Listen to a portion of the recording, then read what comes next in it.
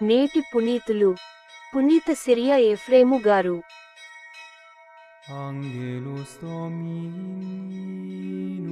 నేను నీకును స్త్రీకిని నీ సంతతికిని స్త్రీ సంతతికిని తీరని వైరము కలిగింతును. ఆదివారం జూన్ 9, 2024.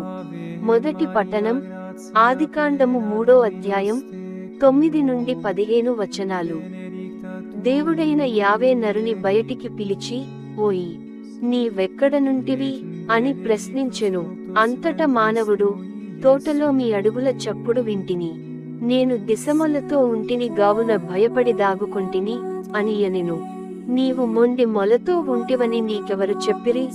నేను తినవలదని చెప్పిన పండును తింటివా అని దేవుడు ప్రశ్నించెను.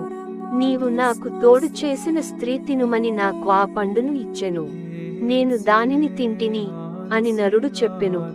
దేవుడైన యావే, నీవు ఈ పని ఏల చేసితివి అని స్త్రీని ప్రశ్నించెను. దానికి ఆమె, పాము ఆ పండును తినుమని మోసపుచ్చినది అని జవాబు చెప్పెను.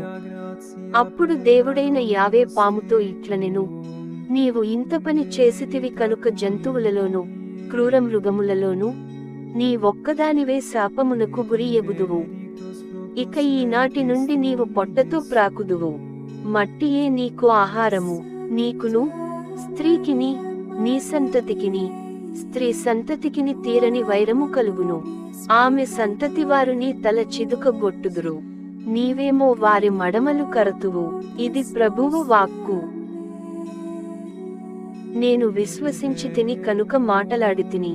రెండవ పట్టణం పునీత పౌలుగారు కొరింథీయులకు వ్రాసిన 2వ లేఖ 4వ అధ్యాయం 13 నుండి 5వ అధ్యాయం 1వ వచనం వరకు. నేను విశ్వసించితిని కనుక మాటలాడితిని అని వ్రాసిన వానియందున్న విశ్వాసపుటాత్మ మాయందును కలదు. కనుక మేమును విశ్వసించుచున్నాము, మాటలాడుచున్నాము. మనము జీవించు ఈ గుడారము అనగా మన భౌతిక దేహము శిథిలమగును. అప్పుడు మన జీవమునకై దేవుడు పరలోకమున ఒక గృహమును ఒస్గును. అది ఆయనచే నిర్మింపబడినదే, పైగా నిత్యమైనది కూడా. ఇది ప్రభువు వాక్కు.